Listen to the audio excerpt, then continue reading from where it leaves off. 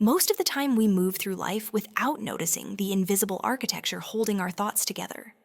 We vote, we judge, we make choices, we chase happiness, we argue about what is fair or unfair. And we assume that all of this comes from us, from our personality, our culture, or the way we were raised. But beneath all of that, there is a deeper layer. A layer built by people who lived long before us. People who spent their lives wrestling with questions that still shape the way you and I think every single day. What is truth? What does it mean to be good? How should we live? And why does the world look the way it does? The strange thing is that philosophy doesn't usually enter our lives with a dramatic moment.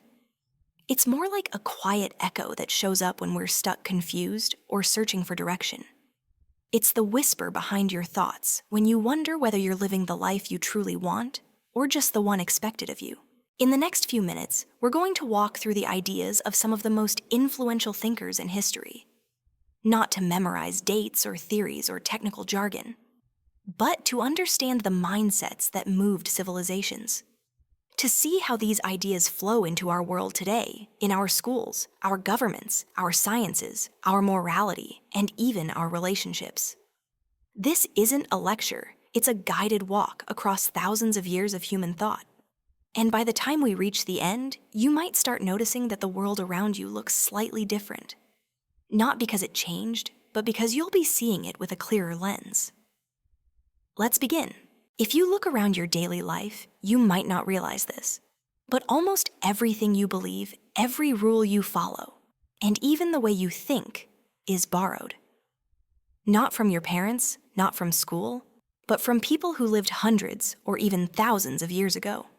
People who spent their lives trying to answer questions that most of us only think about at 2 a.m. when we can't sleep. What is a good life? What is real? How do we know anything? And what does it mean to be human? In this video, we're going to meet a handful of thinkers whose ideas quietly run the world. You don't have to agree with them, you don't even have to like them. But once you understand what they said, you'll start noticing their fingerprints everywhere, in politics, in science, in morality, in psychology, and even in the way you talk to yourself. Let's begin where Western philosophy is often said to begin with a man who didn't write a single book, didn't build a single system, and yet managed to change everything simply by asking questions. Socrates, the man who taught the world how to doubt.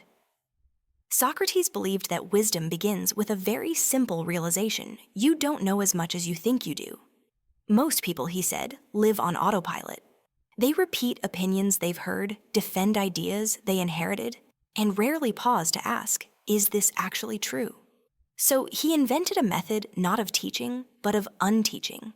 He would approach people in the marketplace and ask them questions about justice, bravery, friendship, or virtue. And through calm, patient questioning, he would show them that their beliefs didn't hold together as neatly as they thought. Imagine someone asks you, what is courage? You give an answer. They ask, does that apply in every situation you adjust? They ask, what about this exception? You adjust again. Soon you realize that what you thought was a simple idea is actually a maze of contradictions you've never fully explored. That was the Socratic method. Not to prove that other people were wrong, but to help them discover how much they had left to understand. He believed that the unexamined life is not worth living, and this belief became the seed of Western philosophy. The idea that truth emerges through reasoned dialogue, honest doubt, and a willingness to revise your own mind. The world would never think the same way again. But Socrates left behind no writings. Everything we know about him comes from his student Plato. Plato wasn't just a philosopher, he was a system builder. Where Socrates questioned, Plato imagined. And what he imagined was that everything we see around us, trees, chairs, cats, clouds, is only a shadow of something more perfect and more real. He believed that behind every object in the physical world, there exists an ideal version of it. Not in some magical place, but in a realm of pure concepts. We can see imperfect triangles on paper, but the concept of a perfect triangle that exists in the mind.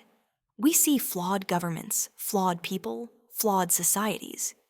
But we can imagine the ideal forms of justice, courage, or beauty. For Plato, these ideals are more real than the physical world we inhabit, because the physical world constantly changes while the ideal forms remain constant. This may sound abstract, but it shaped the way humans think for centuries.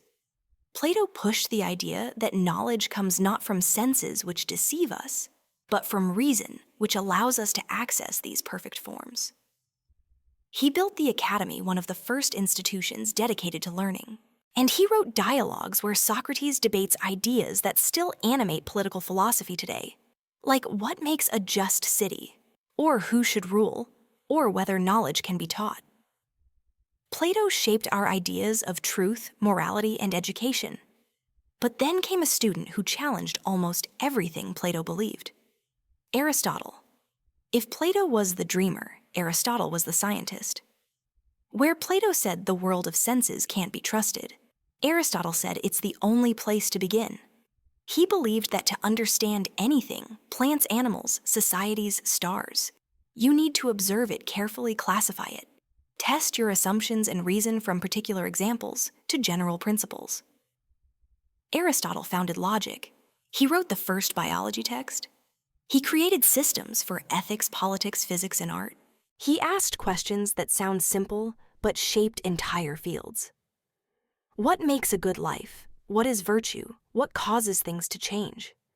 He believed everything has a purpose. An acorn aims to become a tree. A child aims to become an adult. And humans aim to realize their full potential through rational activity. If Plato built the world of ideas, Aristotle built the world of evidence. Science as we know it today stands on Aristotle's shoulders. And although many of his specific conclusions were wrong by modern standards, his method, the belief that we must carefully examine the world, became the foundation of empirical inquiry. But philosophy didn't stop there. As humanity advanced, new thinkers challenged old assumptions. And one of the most important was someone who tried to rebuild all knowledge from the ground up: René Descartes. Descartes lived in a time of scientific revolution. Old ideas were collapsing, and new discoveries were transforming the world. But Descartes noticed a problem. If so many things once believed to be true turned out to be false, how can we trust anything? Couldn't you be mistaken about your senses? Couldn't you be dreaming right now? Couldn't an illusion fool you into believing? Reality is something it's not. To answer this, Descartes performed a radical experiment. He decided to doubt everything. Everything he had ever seen, heard, touched, or believed. He treated every piece of information as potentially misleading. And in this sea of doubt, he looked for something that could not be doubted. He found one thing: the fact that he was doubting. To doubt is to think, and to think is to exist. This led to one of the most famous lines in philosophy: I think, therefore I am. From this foundation, he attempted to rebuild knowledge with the precision of mathematics. Descartes' obsession with certainty shaped modern thought rationalism, analytic geometry, and even the scientific method owe something to his legacy. But soon after Descartes, another voice emerged, one who argued that logic alone cannot deliver truth, a thinker who would challenge some of the deepest assumptions about knowledge and reality. David Hume. Hume believed humans are far less rational than they imagine. Most of what we call knowledge, he said, is just habit. We see two things happen together, like striking a match and seeing fire, and we assume one causes the other. But we don't actually perceive causation. We only perceive sequences, and then our mind fills in the gaps. This was a radical claim. If Hume was right, then causation science, even the idea of a stable self, become questionable. Hume argued that the mind is not a single solid thing, but a bundle of perceptions that change constantly. The self, he suggested, is more like a movie than a photograph, a fluid stream, not a fixed identity. His skepticism wasn't destructive for the sake of destruction. It was meant to remind us that certainty is rare and that beliefs should be held lightly. Hume's ideas later influenced psychology, evolutionary theory, economics, and artificial intelligence fields that study how minds develop patterns from experience. But his skepticism also created a crisis. If humans can't trust reason alone, and can't trust experience alone, then how can we trust anything at all? Enter Immanuel Kant. Kant read Hume and famously said that Hume awakened him from his dogmatic slumber. Kant agreed that we don't experience reality directly, but instead of concluding that knowledge is impossible, he proposed something revolutionary, that the human mind actively shapes experience. We don't just receive information from the world. We organize it using built-in structures, time-space causality, and categories like quantity and substance. The world we perceive is not reality in itself, but reality filtered through the human cognitive lens. We can never know things as they truly are, but we can know how they appear to us, and that is enough to build reliable science. Kant also reshaped morality. Instead of grounding right and wrong in consequences or feelings, he grounded them in reason. His famous idea, the categorical imperative, says that you should act only according to principles you want everyone else to follow. It's a demanding view, but one that deeply influenced modern ethics law and human rights. And then came a philosopher who turned morality inside out, challenged religion, confronted nihilism head-on, and left behind ideas that shaped modern psychology, literature, and even pop culture. Friedrich Nietzsche. Nietzsche believed that traditional values were crumbling, religion was losing authority, science was rising, and humanity was entering a crisis of meaning. His famous phrase, "God is dead," was not a celebration, but a diagnosis.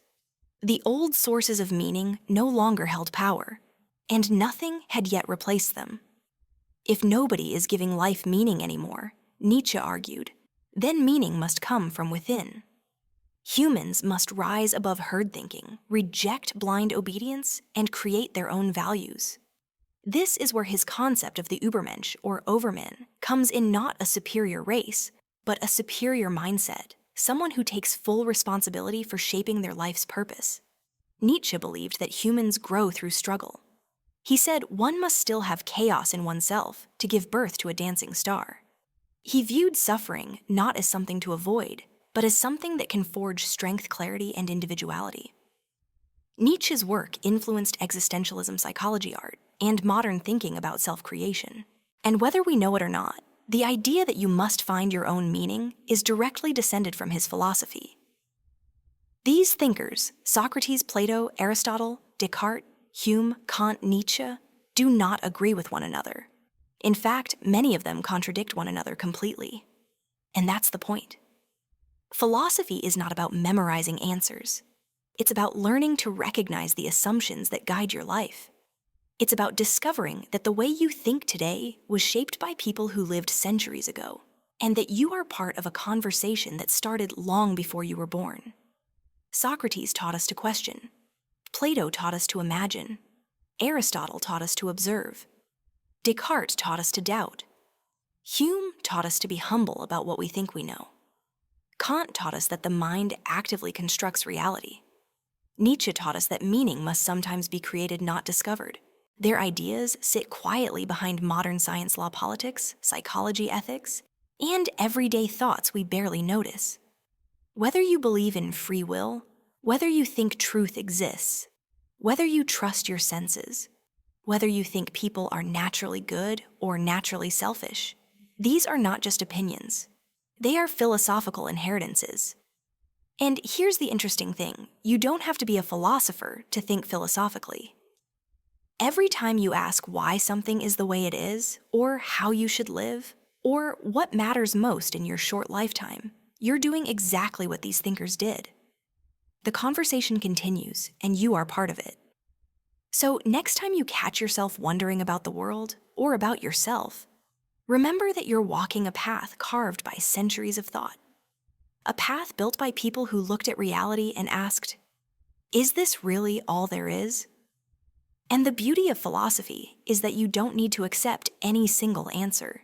You just need to keep asking the questions.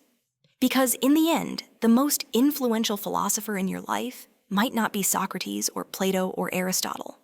It might be you once you learn to examine your own mind with the same curiosity they brought to theirs. The most interesting thing about these philosophers is not how different they were, but how connected their ideas became over time. Each one stepped into a world shaped by the thinkers. Before them questioned what they found and left behind tools for the thinkers who came next. And whether you notice it or not, you use those tools every time you try to understand yourself or the world around you. Socrates' curiosity lives on each time you pause and question your own assumptions. Plato's search for deeper truths appears whenever you wonder whether there's more to life than what you can see. Aristotle's habit of observing the world shows up every time you try to figure out how something works. Descartes' doubt is present whenever you ask whether a belief really makes sense. Hume's humility emerges when you realize how limited your perspective is. Kant's insight appears when you recognize that your mind is shaping your experience. And Nietzsche's call for self-created meaning echoes whenever you decide to live by your own values rather than someone else's. These ideas aren't ancient. They're alive. They evolve each time someone thinks, reflects, questions, and chooses. They evolve every time you grow. And maybe that's the quiet lesson behind all of philosophy. The world is not simply something you live in. It's something you help shape through the way you think, the choices you make, and the values you decide to build your life around. So as you close this video, you don't have to remember every name or every theory. Just remember the invitation to examine your life, to be curious, to be honest with yourself, and to keep questioning, not because you doubt everything, but because you care about finding what is true. Thank you for listening. And until next time, stay curious.